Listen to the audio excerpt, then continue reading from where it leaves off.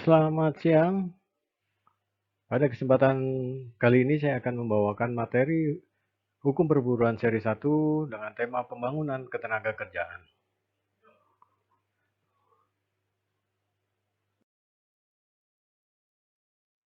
Pertama, kita akan bicara mengenai landasan, asas, dan tujuan.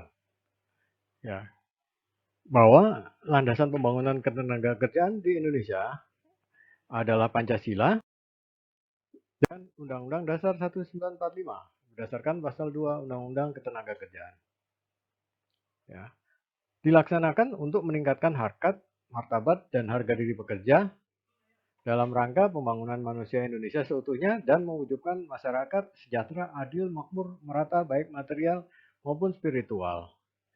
Kemudian mengenai asas pembangunan ketenagakerjaan, pasal 3 merupakan asas keterpaduan antara pusat dan daerah, antara tingkat makro maupun mikro, serta antar sektor. Untuk pasal 5 adalah asas kesempatan yang sama untuk memperoleh pekerjaan. Dan asas non-diskriminasi dalam pelaksanaan pekerjaan atau jabatan diatur dalam pasal 6.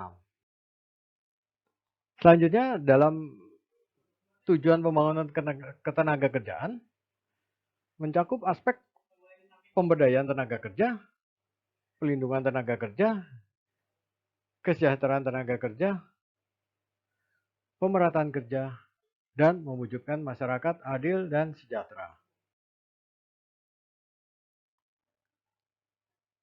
Ya. Mengenai kebijakan pembangunan ketenagakerjaan,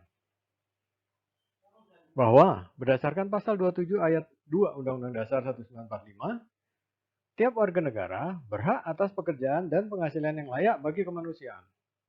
Untuk itu, pemerintah menyusun strategi berupa kebijakan dan program kerja dalam rangka perencanaan tenaga kerja pada tingkat makro maupun mikro. Pembangunan ketenagakerjaan dilaksanakan melalui pendayagunaan setiap tenaga kerja secara optimal namun manusiawi agar menjadi potensi pendukung pembangunan, yaitu mewujudkan pemerataan kesempatan kerja, menyediakan tenaga kerja yang sesuai dengan kebutuhan pembangunan, memberikan perlindungan kepada tenaga kerja dalam upaya mereka mewujudkan kesejahteraan bagi diri maupun keluarganya melalui kerja. Ya. Kemudian slide berikutnya adalah bagaimana mewujudkan iklim ketenagakerjaan kondusif dan hubungan industrial yang harmonis menuju pasar kerja fleksibel.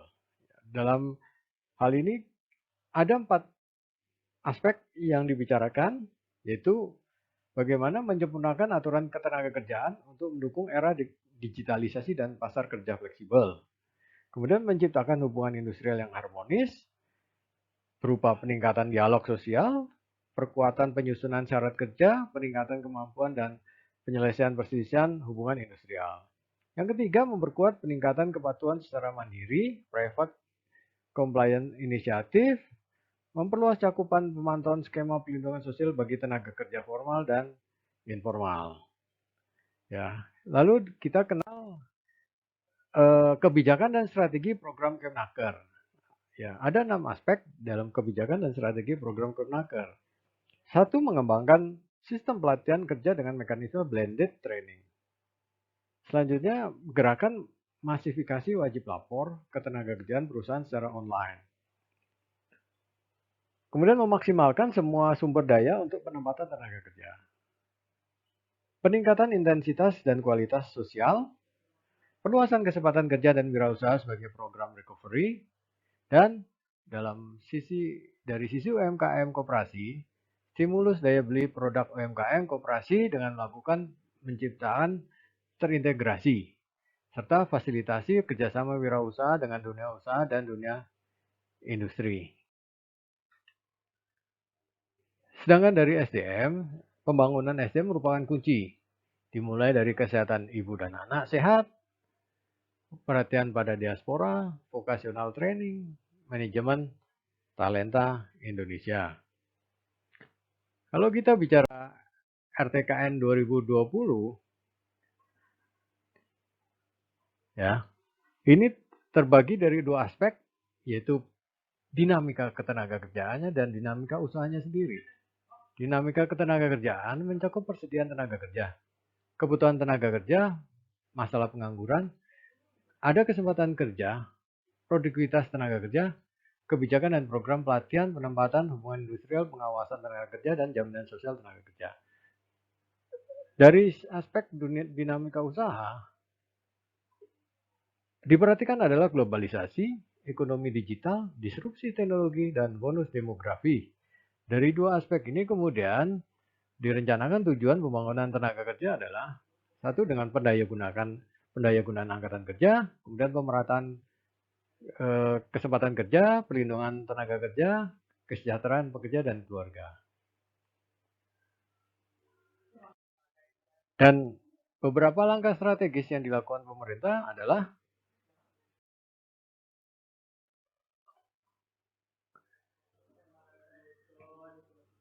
selanjutnya kita bicarakan mengenai perencanaan tenaga kerja. Ya. Di dalam perencanaan tenaga kerja terdiri dua aspek, yaitu aspek makro dan perencanaan tenaga kerja mikro. Ya. Perencanaan tenaga kerja makro adalah proses penyusunan rencana ketenaga kerjaan secara sistematis yang memuat pendaya gunaan tenaga kerja secara optimal dan produktif guna mendukung pertumbuhan ekonomi atau sosial baik secara nasional, daerah maupun sektoral. Sehingga dapat membuka kesempatan kerja seluas-luasnya, meningkatkan produktivitas kerja, dan meningkatkan kesejahteraan pekerja buruh. Perencanaan tenaga kerja secara mikro adalah proses penyusunan rencana ketenagakerjaan secara sistematis dalam suatu instansi, baik instansi pemerintah maupun swasta, dalam rangka meningkatkan pendaya gunaan tenaga kerja secara optimal dan produktif untuk mendukung penyampaian kinerja yang tinggi pada instansi atau perusahaan yang bersangkutan. Perencanaan tenaga kerja dilakukan melalui pendekatan perencanaan tenaga kerja nasional, daerah, dan sektoral. Ya. Dalam penyusunan kebijakan, strategi, dan pelaksanaan program pembangunan ketenagakerjaan yang berkesinambungan, pemerintah harus berpedoman pada perencanaan kerja tersebut. Kemudian untuk landasan hukum perencanaan tenaga kerja adalah Undang-Undang Nomor 13 Tahun 2003, Peraturan Pemerintah Nomor 15 Tahun 2007 mengenai tata cara memperoleh informasi ketenagakerjaan dan penyusunan. Kemudian Peraturan Pemerintah Nomor 33 Tahun 2013 tentang perluasan kesempatan kerja, beberapa pernaker trans, dan tujuannya adalah penetapan target perluasan kesempatan kerja, peningkatan kualitas tenaga kerja, kemudian pendaya gunaan tenaga kerja secara optimal, peningkatan produktivitas tenaga kerja, peningkatan kesejahteraan tenaga kerja, peningkatan jaminan sosial tenaga kerja, dan peningkatan kesehatan dan keselamatan kerja tenaga kerja, serta pelindungan tenaga kerja. Sehingga ada 3 aspek dalam perencanaan tenaga kerja, yaitu dasar hukumnya, substansinya, dan manfaatnya. Informasi ketenagakerjaan diatur dalam pasal 8 bahwa informasi ketenagakerjaan dikumpulkan dan diolah sesuai dengan maksud disusunnya perencanaan tenaga kerja nasional, provinsi, kabupaten, kota yang meliputi penduduk dan tenaga kerja, kesempatan kerja, pelatihan kerja, termasuk kompetensi kerja, produktivitas tenaga kerja, hubungan industrial, kondisi lingkungan kerja, pengupahan dan kesejahteraan tenaga kerja, jaminan sosial tenaga kerja. Selanjutnya, pelatihan kerja, pasal 9 Undang-Undang Ketenagakerjaan, di mana pelatihan kerja dilaksanakan dengan memperhatikan kebutuhan pasar kerja dan dunia usaha, baik di dalam maupun di luar hubungan kerja. Pelatihan kerja diselenggarakan dan diarahkan untuk membekali, meningkatkan, dan mengembangkan kompetensi kerja, guna meningkatkan kemampuan produktivitas dan kesejahteraan. Pada slide selanjutnya, kita bisa melihat tenaga kerja diatur dalam pasal 31 Undang-Undang Ketenagakerjaan. Setiap tenaga kerja mempunyai hak dan kesempatan yang sama untuk memilih, mendapatkan atau pindah pekerjaan dan memperoleh penghasilan yang layak di dalam atau di luar negeri. Setiap tenaga kerja mempunyai hak dan kesempatan yang sama untuk memilih, mendapatkan atau pindah pekerjaan dan memperoleh penghasilan yang layak di dalam atau di luar negeri. Kemudian pemerataan kesempatan kerja harus diupayakan di seluruh wilayah negara Republik Indonesia sebagai suatu kesatuan pasar kerja nasional dengan memberikan kesempatan yang sama untuk memperoleh pekerjaan bagi seluruh tenaga kerja sesuai dengan bakat, minat, dan kemampuannya. Demikian pula pemerataan kesempatan kerja perlu diupayakan agar dapat mengisi kebutuhan tenaga kerja di seluruh sektor dan daerah. Demikian pula pemerataan kesempatan kerja perlu diupayakan agar dapat mengisi kebutuhan tenaga kerja di seluruh sektor dan daerah. Ya, dalam penempatan tenaga kerja dikenal ada 4 aspek. 4 asas. Yaitu asas terbuka, asas bebas, asas objektif, asas adil dan setara tanpa diskriminasi. Apa yang dimaksud dengan asas terbuka adalah pemberian informasi kepada pencari kerja secara jelas, antara lain jenis pekerjaan, besarnya upah, dan jam kerja.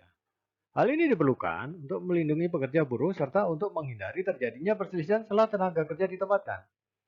Selanjutnya asas bebas adalah bahwa pencari kerja bebas memilih jenis pekerjaan dan pemberi kerja bebas memilih tenaga kerja.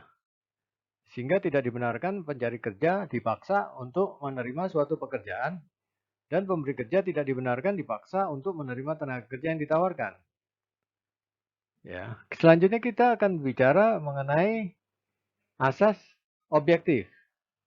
Adalah pemberi kerja agar menawarkan pekerjaan yang cocok kepada pencari kerja sesuai dengan kemampuannya dan persyaratan jabatan yang dibutuhkan, serta harus memperhatikan kepentingan umum dengan tidak memihak kepada kepentingan pihak tertentu. Terakhir, asas adil dan setara tanpa diskriminasi adalah bahwa penempatan tenaga kerja dilakukan berdasarkan kemampuan tenaga kerja dan tidak didasarkan atas ras, jenis kelamin, warna kulit, agama, dan aliran politik. Dalam slide kesempatan kerja, ini ada diatur dalam pasal 39 Undang-Undang Ketenagakerjaan. Dalam hal ini, pemerintah bersama-sama dengan masyarakat mengupayakan perluasan kesempatan kerja baik di dalam maupun di luar hubungan kerja. Guna menunjang kegiatan tersebut, semua kebijakan pemerintah baik di pusat maupun di daerah, di setiap sektor diarahkan untuk mewujudkan perluasan kesempatan kerja. Lembaga keuangan dan dunia usaha perlu membantu dan memberikan kemudahan bagi setiap kegiatan masyarakat yang dapat menciptakan atau mengembangkan perluasan kesempatan kerja. Perluasan kesempatan kerja di luar hubungan kerja dilakukan melalui pendayagunaan potensi, sumber daya alam, sumber daya manusia, dan teknologi tepat guna. Ya. Selanjutnya saya akan sampaikan mengenai slide mengenai perluasan kesempatan kerja.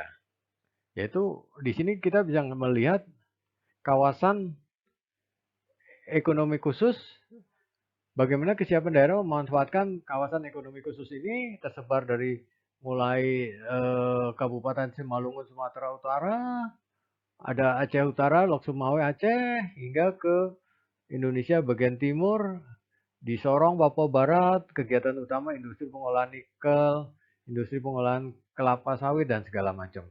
Di sini kita bisa melihat bagaimana kesiapan daerah dan bagaimana perluasan kesempatan kerja ini.